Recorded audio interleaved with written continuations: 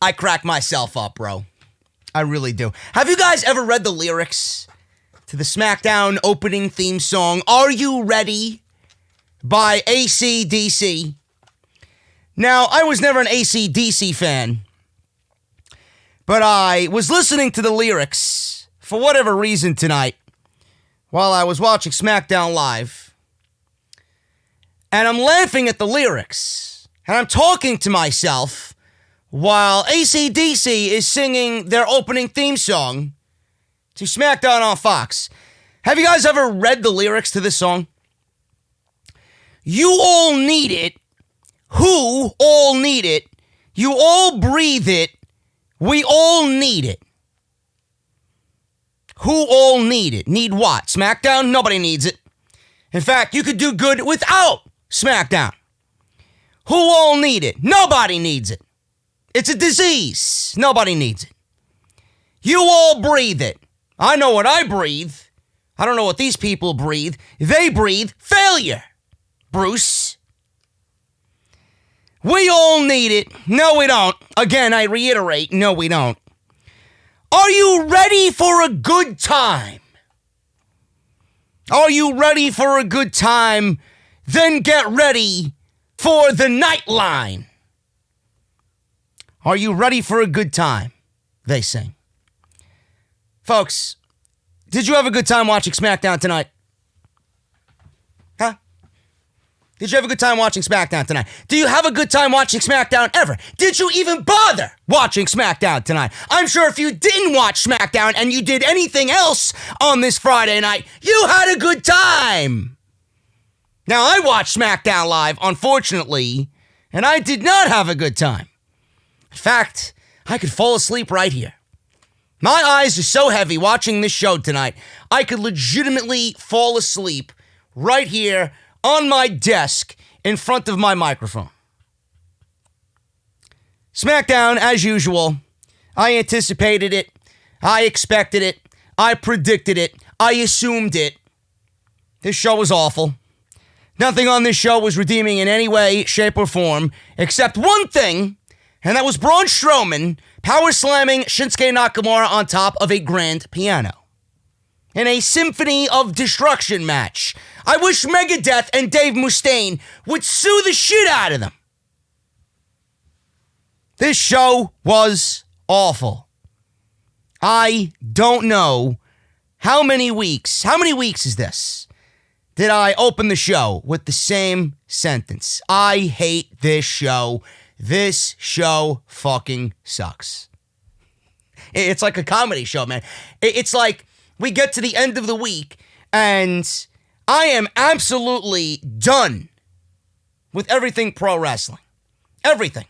We got to sit through Raw, and then we got to sit through AEW, then we got to sit through NXT. Wednesday is the only night in which I smile. Wednesday is the only night in which I actually enjoy pro wrestling. Monday sucks, Wednesday's great, Friday sucks, and by the time I actually get to SmackDown, I would have already recorded 4 hours of Off the Script for the weekend. Never tell me I don't do anything for you guys. Seriously. This show sucks. This show is fucking garbage. I hate this show. I really do. What do we have on the show tonight, folks? Let's go over the list of things that we're going to go over tonight. The Bella Twins got inducted into the Hall of Fame. That was no surprise to anybody. I know I hear all the chitter chatter on social media. Why did they get inducted into the Hall of Fame? What are you going to do? You're going to overturn the decision? Huh? You're going to storm Vince McMahon's office and ask them to recount the vote? They're not going to do anything. The Bella Twins are in the Hall of Fame, so get over it. There's no reason in complaining. Did you see me complain about it? No. I actually gave you the reality of the situation. They've done more for WWE outside the WWE than they have in the WWE. This is a common fact. And they brought awareness to the women's division. They brought awareness to women and being women empowered in the WWE. Of course, they're going in the Hall of Fame. Why wouldn't they be in the Hall of Fame? The only thing I question is, why aren't they going into the Hall of Fame next year? Both of them are pregnant. They're not going to be able to enjoy the Hall of Fame like I know that they would. So why aren't they going into the Hall of Fame in their hometown? I don't know. That's the only thing that I question. But they're in the Hall of Fame. That announcement was made tonight. Bill Goldberg was on the show tonight. And if you guys watch SmackDown, which, again, I don't blame you if you did not watch SmackDown, Bill Goldberg was in the ring, and he was face-to-face with The Fiend, and WWE legitimately gave away 50% of the match tonight on SmackDown on Fox. 50% of the match was given to you, folks. So if you are one of those people that are not going to watch Super Showdown on Thursday, then you got half of a match that you were never even going to watch anyway. There you go. There you go. WWE did you a favor. Is Bill Goldberg going to beat The Fiend? No, he's not. If he does, I'd be sick. I'd puke if Goldberg beats The Fiend. He's not going to beat Bray Wyatt. It's not going to happen. WrestleMania does not need Bill Goldberg. This is a one and done, a $2 million Saudi payday for Bill Goldberg. Nothing more, nothing less. But he was there. He cut a very simple and Bill Goldberg-esque promo. And then we got another rendition of the Firefly Funhouse with Bray, reenacting Tim the Toolman Taylor from Home Improvement. And then he shows up in the ring. And we'll go over that tonight and what I thought about that. We got a Symphony of Destruction match tonight between Braun Strowman, Elias, Shinsuke Nakamura, and Cesaro. It's probably the best thing on the show. Did not give a shit about it, but it was probably the best thing on the entire show. Naomi versus Carmella for the number one contendership for Bayley's Women's Championship. That will take place at Super Showdown. And speaking of the Women's Championship, did Lacey Evans pretty much confirm via interview with Renee Young that there will be not one, not two, but 3 Elimination Chamber matches? I ask why. I ask who came up with that decision. Bruce! What a fucking stupid decision if that is truly the case. My God, talk about devaluing a match. So we'll go over that as well. And then we got the Usos. The Usos and the New Day. Again, dropping another seed. Another fucking tease for SmackDown tonight. And it's like I'm watching a 3-year-old rerun. Watching a 3-year-old rerun. The New Day and the Usos, again, tease, feuding with each other over the SmackDown tag team titles. What year am I in? Is it 2020 or is it 2017? I can't fucking tell anymore. And the age-old question that I ask every single fucking week, where the fuck is Mustafa Ali? I still don't have answers. Where is Mustafa Ali, Bruce? Huh? I don't understand it. I really don't. I'm gonna plaster this guy's fucking face on a milk carton somewhere. Where is Mustafa Ali? I don't get it. I really don't get it. Last week he was out fighting the Joker. This week he's out chasing fucking Catwoman, I'm sure. Where the fuck is he? Seriously. I don't know. Let me call Mayor Gordon up. He might know where the fuck Mustafa Ali is. And then Mandy Rose and Otis. Mandy Rose and Otis, we got, I guess, some sort of explanation as to what happened on the date last week with Dolph Ziggler and Mandy Rose. Who made this text? Who shot this text via Mandy Rose's phone? We don't know. There's a little logic gap here, or not logic gap. There's a little hole in this storyline. Who sent the text saying that Mandy was running late to the dinner date from Valentine's Day? So we'll go over that as well. Folks, this show sucks. I hate everything about this show. There's nothing interesting on this show outside of Mandy and Otis. Honestly, I could not give a shit about this show at all. But I thank you guys for joining me here on the podcast. I want to say I want to go about 30, 35 minutes, but knowing me, I'll talk your ear off. But thank you for joining me anyway. We'll see what happens. I'm JD. This is Off the Script.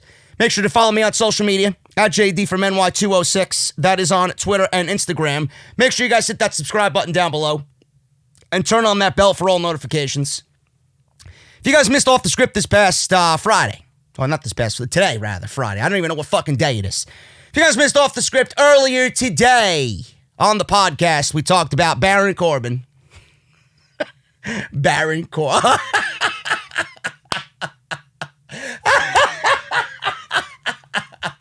Baron Corbin, man. Baron Corbin had an interview tonight. Baron Corbin had an interview tonight with Kayla Braxton, and he said, Roman Reigns has never beaten me in a one-on-one match, says the king. Man, my memory is all fucked up, but holy shit, didn't we just have a Royal Rumble pay-per-view in which Roman Reigns and Baron Corbin went one-on-one? Who won that match? Hey, we'll talk about it. We'll talk about it. Baron Corbin, he was the star of the show here on Off the Script. Oh my God, he called Dave Meltzer a cancer to the wrestling business. And man, oh man, it was truly one of the most epic rants in the history. 314 episodes deep in the history of Off the Script. Go and check it out. Unbelievable.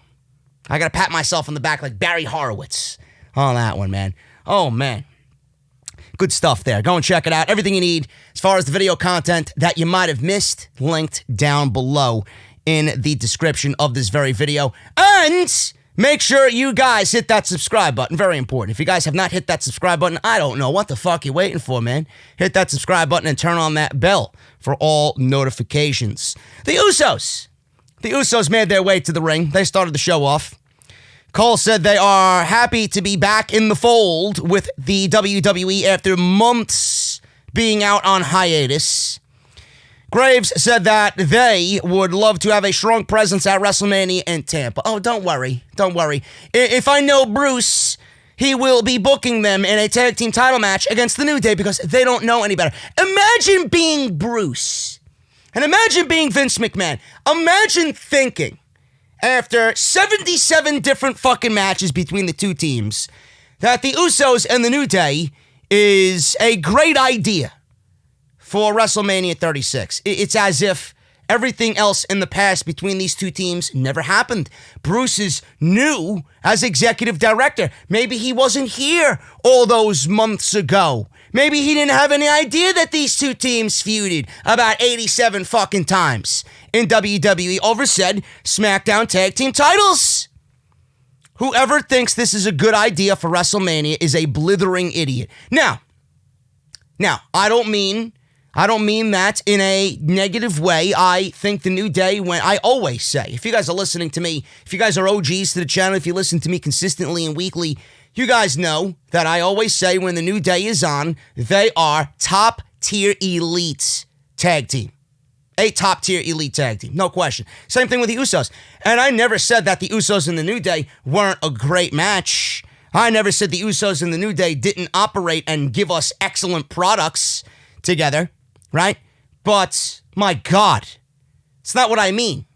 I don't mean it in a way where I don't like either team. I mean it in a way as look at what WWE is doing as far as pushing the New Day and the Usos. That's all that they do. These are the only two teams that exist in the WWE landscape. They don't push any other teams. There's no reason why we need to see this again for a 98th time. Seriously. Now, for all those people that want to come at me, well, if this was Ciampa and Gargano, he wouldn't be complaining. Well, Ciampa and Gargano don't fight on fucking TV every fucking week. They've had how many matches between the two? 4? 4 is much different than 116. Anyway, the Usos are in the ring. They're on the microphone. They talked about how they couldn't be on SmackDown last week. Miz disrespected them on the show and on social media. They talked about their 8-man tag team match later and introduced their partners Out came the New Day. Kofi was throwing waffles tonight. I lied like Baron Corbin. I'm sorry. They continued to throw the pancakes. If they threw waffles, maybe I wouldn't complain as much. Waffles are greater than pancakes, clowns. Please, get this through your skulls. Threw pancakes in the crowd. Smiling, as always. Right back to being a fucking loser like he was before he won the WWE title. Big E's gyrating. Kofi and Big E were with the Usos in the ring, and they said the Usos were one of the greatest tag teams of all time and future Hall of Famers. I agree. There's nothing I don't agree with in this statement. The Usos enjoyed hearing this. Big E got serious and then leaned in and said, they have one more reign than the Usos, which makes us better than you. Seed planted. Seed planted for WrestleMania. There you go. You want to know your SmackDown Tag Team title match? There you go. They just told you right in plain sight. They all laughed, and then the tension was broken. Out comes The Miz and Morrison, two more losers. Miz and Morrison came out and mocked the fans, and mocked the chants, mocked the catchphrases of the Usos in the New Day. Then they said they wanted to start a catchy chant of their own. This is what they said, folks, and I quote, and I don't blame you for not watching SmackDown because I legitimately wanted to turn the TV off after I seen these two fucking buffoons dancing about trying to come up with their own catchphrase. This is what they said. Miz and Morrison, hey, hey, ho, ho. Miz and Morrison, hey, hey, ho, ho. Miz and Morrison, hey, hey, no, no. What a fucking awful... Are you catering to 6-year-olds or are you catering to a fucking pro wrestling audience in Phoenix, Arizona? I can't tell anymore. It's like I'm watching fucking Sesame Street. Miz and Morrison, hey, hey, ho, ho. Who the fuck writes this shit? Honestly. Miz said everybody will be chanting that when they beat the New Day at Super Showdown. When they beat the New Day at Super Showdown. Will anybody even be watching Super Showdown to see this monumental victory? I'm going to go and say no. Miz said they're the greatest tag team of the 21st century. I mean, again, who books this shit and who scripts this shit? Why is something like that even in the script? How could you allow anybody to say that? That's not getting a heel over. It's making the heel look like a fucking idiot. The greatest team of the 21st century? Really? Be jealous, he said. Of what? SmackDown? Oh, man. Morrison said Ziggler had one hell of a Valentine's Day. Cole says he's been wondering all week how Ziggler can live with himself, give Otis a chance. Cole said it was supposed to be Mandy and Otis' biggest night. Graves said all is fair in love and war. Uso says they can start the fight right now. So we get this tag team match. This opening segment here with all 8 of these guys completely did nothing for me. This match meant nothing. This match was of no importance to anybody. And if you looked at the landscape of this match, you got the tag team champions in the New Day. You know they're not going to take a fucking pin. You know they're not going to lose. Right? They got a tag team title match on Thursday. Then you got the Usos. The Usos, after this promo, are being set up to be the number 1 contenders after Super Showdown. So they're not going to lose. Then you got the Miz and Morrison teaming up. They're not going to lose. They got a match against the New Day on Thursday at Super Showdown. So, by process of elimination, who was going to take the loss in this match? It was going to be the heels, and then Dolph Ziggler and Bobby Roode were going to suffer the pinfall loss. There you go. There's your Wrestling Education 101, folks. When you see something like this happen in the future, just use what I've taught you here and apply it to SmackDown whenever they do it again, which more than likely will be 2 weeks from now. The Usos and the New Day win. There was nothing to this match that I'm going to go out there and really go over. Who gives a shit? They won gaining momentum going into Super Showdown, did the New Day. So that was pretty much that. What do you want me to go over? It's a random fucking rudimentary 8-man tag that did nothing but try their best to sell Super Showdown, and they failed. They failed. Tag team wrestling on the main roster is absolutely nauseating garbage. I don't know how anybody could sit there and enjoy tag team wrestling on the main roster. It is dog shit. Complete dog shit. Drew Gulak. Imagine being Bruce and Vince McMahon taking Drew Gulak from NXT and 205 Live after this guy had a banner WWE year in 2019. Some of the best matches he had in WWE all year was last year. Whether it's against Matt Riddle, whether it's against Kushida, whether it's against Leo Rush, doesn't matter. Doesn't matter. The guy had a banner fucking year, won the Cruiserweight Championship, really stamped his name to that division. Drew Gulak was on fire. At one point, he was one of the hottest wrestlers in the entire company. What do? They draft him to SmackDown Live. Imagine being Bruce. They draft him to SmackDown Live, and then they put him back with his old gimmick, and they turn him into a jobber. Imagine being Bruce and Vince McMahon. They didn't know what Drew Gulak did before SmackDown and him getting drafted. They didn't give a shit about what he did on NXT. They didn't give a shit about what he did on 205 Live. They probably don't even know when he was Cruiserweight Champion. This is what they do with talent like Drew Gulak. Awful. Gulak approached Daniel Bryan backstage. He told Bryan he noticed some holes in his game, so he prepared a PowerPoint presentation on what he's doing wrong. You're going to come up with a PowerPoint presentation about Daniel Bryan? Really? Is this Bruce trolling us right now? Why doesn't Gulak come up with a PowerPoint presentation on Bruce Pritchard so that he could write a better fucking show next week? Gulak said he studied his match against The Fiend and Heath Slater. Slater heard that and walked over and said Bryan made his kids cry and he wasn't ready then. Bryan asked if he's ready now. Slater then shouted, "I'm always ready." You know what? I'm always ready too. I'm always ready, and I always have the remote control in my hand just in case I need to change the channel during Fox and SmackDown.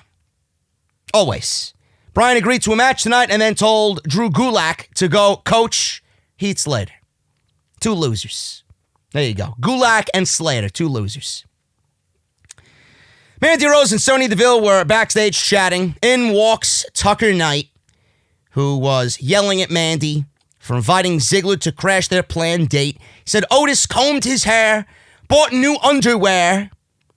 He unintentionally rhymed there, I see. He said Otis couldn't even muster the courage to leave their hotel room. Mandy said she ran into Dolph when Otis ran late. Tucker said why she texted she was running late. She said she didn't send a text. Tucker seemed to ignore that comment, which obviously is the big plot hole here. Who sent the text from Mandy Rose? Or Mandy Rose's phone, I should say. So then he kept going on and on about how Otis is a sweet man who sees the best in anyone, and he was a fool to think Mandy had good intentions. Fans were chanting Otis. Otis may be the most over thing on this show. So then Sonya told Mandy that Tucker is sticking up for his boy, so maybe she dodged a bullet. "You had a good time with Dolph?" she asked. And then this was the line that really got everything to just make me question, really made me question what was going on. It might seem that Sonya is turning heel. Certainly looks that way by this next line. She said, Mandy had a good time with Dolph, right? And Dolph is more of the type of guy that Mandy Rose would go out with. So don't worry about it. So Sonya is telling Mandy who she should date based on the criteria of their looks. I don't understand where this is going, but it certainly seems to be heading in the direction that either Sonya sent the text, Sonya is ready to turn on Mandy, and Sonya is really setting Mandy up for heartbreak and not the other way around. Mandy's not setting Otis up for heartbreak. Sonya is playing the middle woman here, and she's setting Mandy up for heartbreak because she really wants Otis. Otis doesn't know it, and she's playing everybody's feelings because at the end of the day, she wants Mandy. I don't know. We'll see what happens, man. But it's the most interesting thing on SmackDown right now, and it has nothing to do with a major pro wrestling angle. It's all about some cheesy love story between Otis, big man Otis, and Mandy Rose. It's unreal. Unreal. Renee Young. Let me take a sip of my fucking beverage because I know I'm going to go off on this one. Please. 2 cups of coffee could not keep me awake during this show. I don't believe it. I really don't understand it. This show sucks so bad that 2 cups of coffee cannot keep me awake. Renee Young interviewed Lacey Evans, the sweet, sassy, and sexy Southern Belle. Thanks, Vince. Thanks, Vince. You're really pushing it with that one. You really are. She said, this is Lacey's first appearance on SmackDown since unsuccessfully challenging Bayley for the SmackDown title at the Royal Rumble. Lacey says it was a tough loss, but she learned in the Marines not to quit until the mission is accomplished. Renee said Bayley is a bully, just like Bruce Pritchard is a bully. Where's Mustafa Ali, Bruce? Why are you bullying Mustafa Ali? I'd love to know. I really would love to know. Renee said Bayley is a bully. Renee said it wasn't long ago she was the bully, or Lacey, I should say. I'm sorry, Renee didn't say that. WWE probably bullied Renee Young to sit in this fucking interview with Lacey Evans. Lacey said Bayley is a bully. And Lacey said it wasn't too long ago that she was calling everybody bullies. So she actually admitted that. Renee Young touched on that. She said you were calling everybody nasties. This is a new perspective, and it seems ironic. Renee said she is, calling everybody nasties, and she wants to know where this came from. So she said from the South, Lacey, obviously from the South, where I come from, nasties has a plethora of meanings. And it's a term of endearment. This is WWE trying to weave their own narrative. I don't know if that's true or not. I really don't, nor do I care. So please, if it's the right terminology, if she is correct in this, please let me know. But from what I see, and I didn't do any research on this, so I might look like a goon after the fact, but when I hear someone being called a nasty, it's not really a term of endearment. And I love how, my point is, I love how WWE tried so hard to weave this into their own narrative. When Lacey was calling everyone nasties, she didn't mean it as a term of endearment. She was bullying people. It was a meaning of bullying. It was a means of bullying. And she was calling Sasha a nasty and Bayley a nasty. She's calling Becky a nasty. Charlotte Flair a nasty. She didn't mean that as a term of endearment. She was meaning that in a negative, derogatory way. When I hear her mention to those women that they're nasties, I take the term to be literal. Literal nasties. So I love how WWE tried to weave this into their own narrative. She then said Renee was right, that she was a bully once. She said watching Bayley and Sasha on SmackDown helped her see clearly. She said tormenting her daughter taught her how much of a bully she was to herself. My granddaddy, here we go with the family problems. My granddaddy used to always say, if your pen stinks, you're probably the pig. Then she said she's putting her best foot forward and now setting a good example, and it's a new chapter. She asked Renee, you nasty. See, they try to weave it and make it sound positive when we all know that when Lacey Evans used it, she was using it in a negative way. Do you have any new questions? Renee asked, what's next? Renee said she knows losing to Bayley puts her at the back of the line, but in the Elimination Chamber, she has a chance to leapfrog 5 other contenders. So let me get this straight. So we got the Monday Night Raw Elimination Chamber set. We got the Men's Elimination Chamber, almost as an inevitability at this point. Sheamus already entered tonight. I'm sure Roman Reigns is going to be in there. I'm sure Braun Strowman and Daniel Bryan's going to be in there. We don't know who's going to be in the Men's Chamber. We got a Women's Chamber for Raw, a Men's Chamber for SmackDown, and Lacey said tonight, but inside the Elimination Chamber, she has a chance to leapfrog 5 other competitors. Is she going to be in the Men's Elimination Chamber? Probably not. Is she going to be in the Raw Eliminations Chamber? Of course not. She's a SmackDown superstar. She's not on Raw. So what does this mean? Did Lacey Evans automatically confirm without it being confirmed? Did we get an unofficial confirmation that we're getting not one, not two, but 3 Elimination Chamber matches? I ask why. Do you know how much that devalues the fucking Elimination Chamber? 2 was bad enough. Now you're going to do 3 Elimination Chambers? And this is all the product of WWE giving Charlotte Flair the Royal Rumble. This is all a product of the AEW effect. Look at how it trickles down and hurts everything below it. The fact that Charlotte Flair won the Royal Rumble and is challenging Rhea Ripley for the NXT title at WrestleMania. Now we're getting a Raw chamber for the Women's Championship, and we're getting a SmackDown chamber for the Women's Championship on SmackDown. All because Charlotte Flair did not want to challenge a SmackDown or Raw superstar. All because WWE has failed to book properly and make the divisions feel and seem important. They don't have a division on either show. They've ran through matches left and right multitudes of times over and over and over again, and they will convince you and manipulate you and brainwash you that they're giving you something different because everything else has been done before. But that's not the reason. The reason why Charlotte Flair and Rhea Ripley is happening, and if they're smart, it will be Charlotte, Rhea, and Bianca. The only reason why this match is happening at WrestleMania is because of the AEW effect. And I mentioned this on the podcast tomorrow, and I'm going to mention it here now. Remember when Shayna Baszler cut that promo on Monday Night Raw? She wasn't listed as a Raw superstar. She was not listed as a Raw superstar. She still had her name in the NXT nameplate on the graphic. Why is that? Why is that?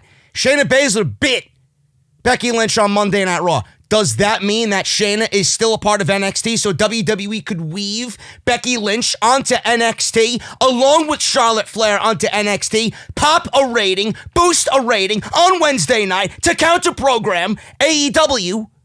Is Becky Lynch going to sneak attack Shayna Baszler on NXT TV and not have it happen on Monday Night Raw in the lead up to the Elimination Chamber? Or the lead up to WrestleMania? Either one. Folks, there is a way around what WWE is trying to tell you that they're doing. WWE wants you to think that they're doing something for the fans. They want you to think that they're doing something different because it's new, it's fresh, it's exciting, it's storytelling. I just exposed what WWE is doing, not only with Charlotte and Rhea, but Becky and Shayna, supposedly, possibly. Give me a break. An Elimination Chamber with who exactly on SmackDown? Carmella just lost the number 1 contenders match to Naomi. How many women do you think you have on SmackDown Live to even fill an Elimination Chamber? Lacey Evans, Naomi, Carmella, Sasha Banks, Dana Brooke. It's 5. 5 women. Minus Bayley, 6, who's a champion, who will not be competing in the Elimination Chamber. Who exactly is going to be fitting in that Elimination Chamber? I don't get it. I don't get why people don't come to this conclusion on their own. Lacey Evans, Carmella, Naomi, Dana Brooke, and Sasha Banks. 5 women. 5 women. Who else is on SmackDown Live that they could put inside the Elimination Chamber? They don't have anybody else. This is the product of WWE Creative. They failed. They don't know how to book a women's division. And why would Naomi be in the Elimination Chamber when she's getting a title match and ultimately going to lose to Bayley on Thursday? Why would Carmella be in the Elimination Chamber when she just lost and logically she should be placed in the back of the line behind Lacey Evans? Dana Brooke. Dana Brooke inside the Elimination Chamber. Do you want to make me laugh? Really? Sasha Banks. I can't even say anything positive about Sasha Banks. She hasn't even fucking been there. None of these women deserve a title shot on SmackDown. Yet you want to give me an Elimination Chamber because you have failed to come up with competition for Bayley going into WrestleMania. Nobody sees that this is illogical booking. Nobody's going to call them out on their shit blatantly when it's right in front of your face. The majority, the consensus of the audience are going to be like, oh, we got 3 Elimination Chamber matches. Why are you being so negative? Because it doesn't make fucking sense. It devalues the fucking match. Not every match has to be a fucking Elimination Chamber match on March 8th. 1. We went from having 1 to having 3. And all of them are fucking predictable. Really. There's not even a need for the Raw Women's Elimination Chamber match. There's not even a need for the SmackDown Men's Elimination Chamber match. It's like going in, we already know who's going to win. Then you want to know why these pay-per-views mean nothing. And then they got the balls to charge you $64.99 supposedly if they move this show or this type of show to ESPN+. Yeah, I'm going to pay $70 for the Elimination Chamber match. Give me the illegal stream. When and where, bro? Fuck out of here. This company is fucking god-awful. They are so illogical, dude. They really are. I don't have words for how illogical these people are. I wish I could sit down with this creative team. I would blow their fucking minds if they brought this shit to me. Legitimately, everything that I'm mentioning here would have been said in front of Bruce. Everything. Then I'd be fired because I talk too much sense. Oh, we can't have that. We can't have somebody showing us up. We got a Symphony of Destruction match. Oh, joy. Braun Strowman. Braun Strowman. Guy can run fast. And Elias. Guy can't sing. Versus Shinsuke Nakamura and Cesaro with Sami Zayn. I gotta admit, this match looked ridiculous. It looked like a fucking circus. But it was easily the best thing on the show. Just because I like chaos. If that's what they were going for, they succeeded. So Sami grabbed Elias' leg to prevent him from suplexing Cesaro onto a table at ringside. Nakamura kicked Elias off the ring apron and through the table at ringside. Strowman charged and knocked Cesaro into the ringside barricade. He then tossed Nakamura onto a broken table. He then tossed Cesaro onto the announce table. Nakamura and Strowman were going at it. Nakamura and Strowman rammed his head into the ringside steps. Sami hit Braun from behind with a keyboard that looked vicious. And then Nakamura and Cesaro suplex Strowman on top of his big stand-up bass guitar. That looked pretty cool. Elias eventually smashed Cesaro with a guitar across the back and then put him on a table. He climbed the top rope and Nakamura grabbed his leg. Strowman then tossed Nakamura into the announce table, which Cole was sitting at. I wish they took Cole out at the same time. Strowman then powerslammed Nakamura onto the grand piano as Elias landed a flying elbow drop through Cesaro and through the table. And the power slam was what finished Shinsuke Nakamura off. And the piano legitimately almost broke in half. I wish the fucking thing collapsed. It would have split in half. That would have been a great visual. But the visual of Strowman slamming Nakamura on the table was a sight in itself. So that was pretty cool. Strowman covered and pinned Nakamura on the floor because it was a false count anywhere match. And that was pretty much it. That was it. Hopefully Strowman is moving on from Shinsuke Nakamura and we can get Sheamus and Strowman going into WrestleMania. That's what I hope happens. And if you guys want me to book WrestleMania in 30 seconds on Off the Script tomorrow, you're going to have to watch the show tomorrow at 5 p.m. I booked Sheamus and Strowman at WrestleMania, which I have been for the last couple weeks. But then where does Daniel Bryan go? Because there's rumors of Daniel Bryan and Sheamus at WrestleMania. And if that's the case, Strowman better take the Intercontinental title from... Or Sheamus better take the Intercontinental title from Strowman and then defend it against Daniel Bryan at WrestleMania. That's what I say. But I book WrestleMania in 30 seconds, legitimately, on Off the Script tomorrow. Just based off all the news and rumors that you will hear in tomorrow's episode.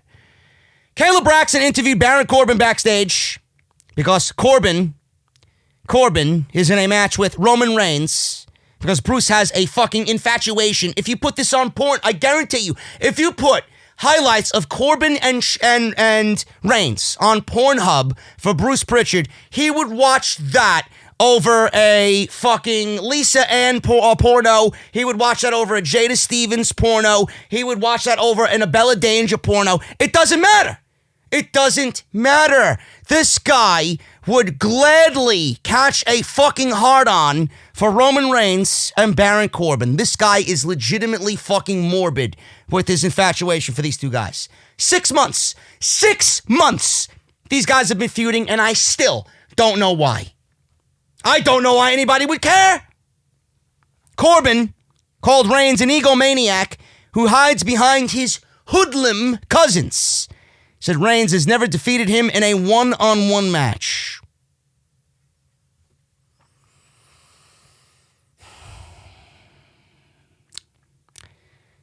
He said Reigns has never defeated him in a one-on-one match. So let me get this straight. Wait a minute. Roman Reigns has never defeated Baron Corbin in a one-on-one match. Can someone please tell me who wrestled Roman Reigns at the Royal Rumble in Houston? At Minute Maid Park? False Count Anywhere? Was it Roman Reigns? Roman Reigns and Baron Corbin, right? So how is it possible that Baron Corbin came on SmackDown tonight and said that Reigns has never defeated him in a one-on-one match? Then I mentioned this on Twitter. I said on Twitter tonight, please tell me this is a bullshit lie, because I didn't believe what I was fucking hearing. I knew that Reigns beat Baron Corbin in a one-on-one match at the Royal Rumble. Then I got people, trolls, coming out who don't follow me that got Baron Corbin as their fucking avatar. I want to be King Corbin's court jester was his name. I swear on my grandfather's fucking tomb. This guy's name legitimately was Baron. I want to be King Corbin's court jester. This was his name. And then he tells me and tells everybody in the chat that agreed with my fucking statement that this was a lie. He had like 7 comments in my thread. He's like, oh, it wasn't a one-on-one match. Everybody interfered. Everybody interfered in the match. It's not my fucking problem. It's a False Count Anywhere match. The rules apply. Anybody could interfere. But the match graphic didn't have Roman Reigns and the Usos versus Baron Corbin, Dolph Ziggler, and Bobby Roode. Now, did it? I don't think so, because I remember the match graphic being Roman Reigns and Baron Corbin. I don't remember anybody else being in the match graphic. So, from what I remember in Houston at the Royal Rumble, Reigns speared Baron Corbin on top of the fucking dugout and pinned him 1, 2, 3. There's your one-on-one match, Bruce. Or maybe you forgot. Maybe you did a little bit too much jerking off to Roman Reigns and Baron Corbin highlights. Are they fucking serious? Are they fucking serious with this fucking bullshit? How stupid do you think people are? Don't give me the fucking rules. I know the rules of a False Count Anywhere match, but at the end of the day, it was a one-on-one match. And with the odds evening up halfway through the fucking match, it still ended up being a one-on-one match. Because they eliminated themselves in the middle of the match anyway. You ain't getting one over on me, Corbin. You ain't getting one over on me, Bruce. This is why I exist. To do this. A moment of piss. Alexa Bliss was on the stage with the Bella Twins. And they are announcing the Bella Twins for the Hall of Fame. That's it. What do you want me to say? Brie is pregnant. Nikki is pregnant. Brie is married to Daniel Bryan. Nikki's engaged. Right? And Bryan came out with his daughter. That's it. Birdie B came out. Carried his daughter out, kissed his wife, and then went to the ring to go fight Heath Slater. That was it. Not going to talk about the Bella Twins in the Hall of Fame anymore. It is completely irrelevant to my world of professional wrestling. I don't care. The one thing I do want to question, though, is it's just very odd and bizarre to me that Nikki Bella and John Cena are both engaged at the same time, and they're not engaged to be married with each other. It's almost as if this all happened and it was the engagement between Nikki and John Cena was nothing more than a publicity stunt. It was done for TV. That's all it now looks like. Being that they're both engaged to different fucking people and they're not engaged to each other, and after seeing what had happened at WrestleMania, it seemed like it was all a fucking publicity stunt. How fucking pathetic. How sad. How sad the world we live in, folks. Daniel Bryan versus Heath Slater, 2 minutes. Gulak credited Slater for putting on more of a fight than last time, but he still ended up being a loser. That was it. Bryan kicked out of a roll-up, and then he did the running knee for the win. Goodbye. I'm not going to sit here and dissect the fucking Heath Slater match with Daniel Bryan. Backstage, Mandy was waiting for a limo or a taxi to take her away. And then Ziggler came up and offered her a ride. Otis was walking out from behind some production crates, and he looked very distraught. He looked very disheartened. So there you go. More of Otis being heartbroken on SmackDown Live. Now, it was during this and during the tag team match in the beginning, we seen that static. And it looked to be some sort of envelope symbol. The static fucking graphic is playing all throughout SmackDown. Once in the beginning and then once towards the end of the show. I don't know who it could be. I don't know who it might be. But I did come up with a theory. Some random theory that I'm sure is not going to happen. I hope John Cena and Elias is a red herring. I really do. What if WWE's been doing this for the last 2 weeks? And what if these static intermissions, the static frequencies that we've been seeing on SmackDown Live for the past couple of weeks, what if they are Killer Kross? Now, I looked at Killer Kross on social media tonight, and legitimately 15 minutes after we seen, or it was around the same time we seen the static interruption on the show, and then immediately he tweeted something about him coming, and, it's going to be sooner rather than later. What if it's Killer Kross?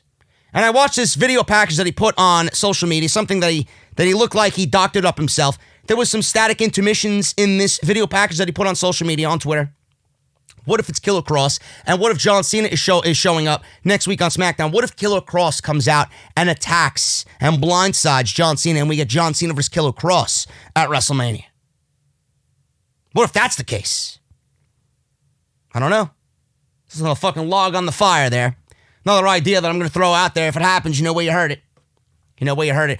Debuting Killer Kross on SmackDown is an absolutely terrible idea. Terrible idea. First of all, he's not even that good of a wrestler. 1. Number 2, you're going to debut him on SmackDown? You want me to hate the guy immediately before even giving him a chance in the E?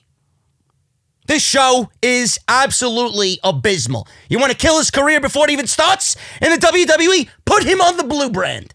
Put him in front of Bruce. Go ahead, I dare you. Like anybody on this fucking show is going to know who Killer Kross is. Give me a break. Naomi versus Carmella. This one went 13 minutes. Carmella and Bayley actually had a better match last week, but this one was semi-decent. Naomi wins here with a top rope split-legged moonsault, and she goes on to Super Showdown to challenge Bayley for the SmackDown Women's Championship. I wonder if Carmella didn't want to make the trip out there and they went with Naomi instead here, or maybe Naomi was supposed to win all along. I don't know. But I don't think Naomi is going to win in Super Showdown against Bayley. I do think Bayley takes the title into WrestleMania, and if she does lose the title, she will lose it to whomever at WrestleMania. I read a rumor that WWE signed Brodus Clay and Cameron. Yes, just as bad as Eva Marie, Cameron. Remember when she said her favorite women's match of all time was something with Alicia Fox? Yet this is the woman that WWE has hired once again for WWE TV. I hope not. And apparently they signed on for a one-off appearance, I believe, at WrestleMania. I hope it's a one-off, which is getting everybody talking about a possible Funkadactyls reunion. And if that's the case, maybe they are setting Naomi up for a Women's Championship victory, and that's going to be her WrestleMania moment, coming out with Naomi and Cameron and Brodus Clay doing the whole Funkadactyl thing for her WrestleMania entrance, and then they do their thing after she wins the title. That is her WrestleMania moment. I don't know.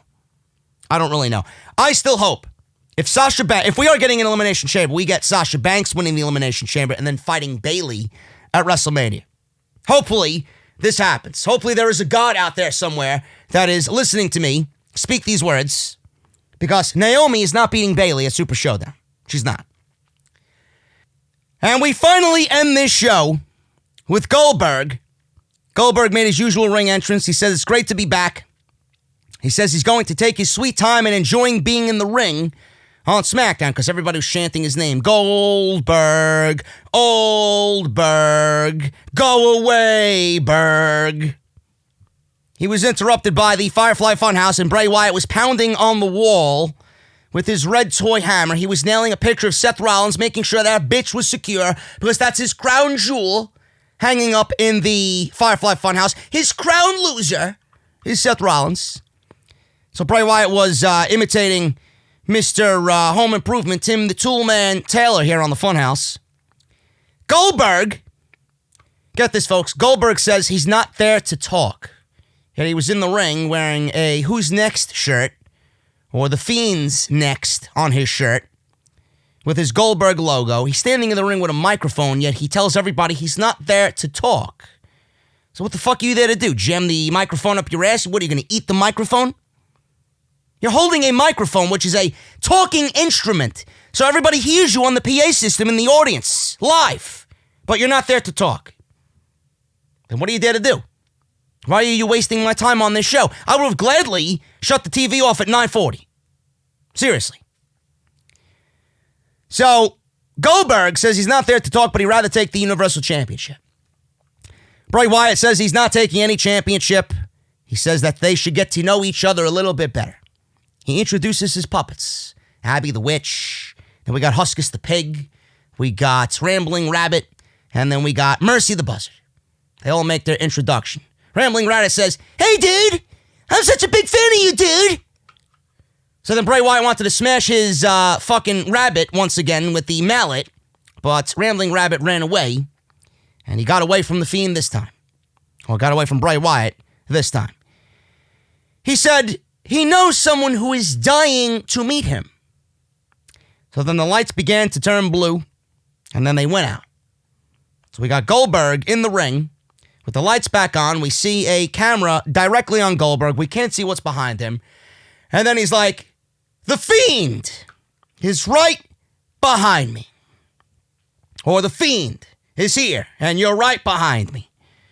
So this was actually a nice sight. It really was. This is the only positive thing to come out of this segment. Goldberg turned around. The Fiend was standing there. Goldberg was standing there. Bray Wyatt was standing there. It was a nice little epic face-off. And the crowd ate it up. And Goldberg speared. He ended up spearing the Fiend. And then the Fiend crawled to the corner. He was on one knee. He flipped his head up. His braids went up. You seen his face. Goldberg was licking his lips. He was like, "Get up. Get up." And then the lights went out. The lights turned back on. And the Fiend was gone. And that's the way SmackDown went off the air. SmackDown gave you Goldberg versus Bray Wyatt tonight on SmackDown, and they legitimately gave away 50% of the match tonight. Does Bray Wyatt beat Bill Goldberg? Yes. Is there a possibility that Goldberg beats Bray Wyatt? There's always a possibility. WWE is not this stupid. I don't think Bill Goldberg is going to be at WrestleMania. There's nobody for him at WrestleMania unless it's John Cena or Roman Reigns, and I don't see that happening. John Cena goes up against Bray Wyatt, then I could see Roman Reigns doing Goldberg. Wrestling Goldberg at WrestleMania. That's the only way I could see that happening, but I don't think WWE is going to do that. I really don't. I think they're going to stick to their guns. Reigns and Wyatt, and then John Cena versus God knows who at WrestleMania. Because they've built up all of this time for Bray Wyatt to be the character he is now, to inevitably feed him to Roman Reigns. Why would they move away from that? You mean to tell me they're going to change plans on what they have for Roman Reigns? They're not going to do that. This is WWE we're talking about. Even though it makes more sense for John Cena being back for WrestleMania to go one-on-one with Bray Wyatt. Do Roman Reigns and Daniel Bryan at WrestleMania. That's more of a WrestleMania match to me than Roman Reigns and The Fiend. Then you can do Sheamus and somebody for the Intercontinental. Sheamus and Strowman for the Intercontinental Championship. Have him take the title from Strowman. Because the rumored Sheamus and Daniel Bryan match. Then you got Styles and The Undertaker. Then you got the tag team titles on both shows. Then you got the Aleister Black situation. I don't even know where you put him at WrestleMania. You got the Andrade situation. Maybe do Andrade and Aleister Black for the United States Championship. I don't know. I don't really know where they go with any of this.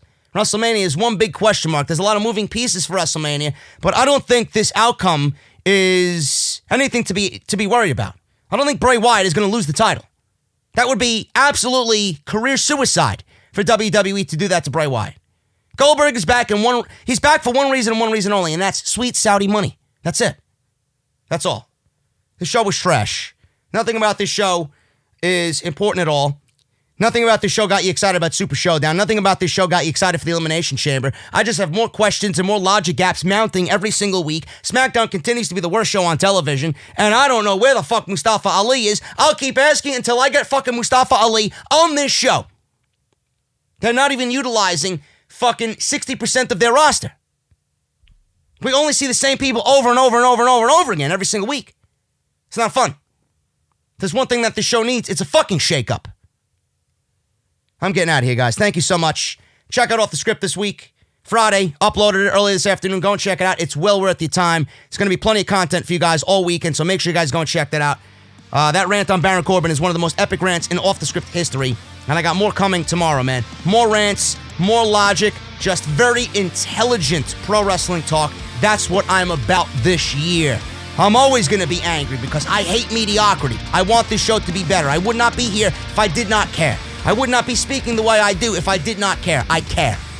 I care about everything that happens with this show, these shows, and they refuse to get better. Intelligent pro wrestling talk every single week, and that's coming as well tomorrow on part 2 of Off the Script. Guys, follow me on social media at JD from NY206. That's on Twitter and Instagram. Hit that subscribe button down below. Turn on that bell for all notifications. Patreon.com/JD from NY206, and check out the other content that you might have missed on the channel. Links will be down below. Guys, see you right back here tomorrow afternoon for episode 314, part number 2 of Off the Script. Have a good night. Hit that thumbs up, and I'll see you right back here for OTS. See you then.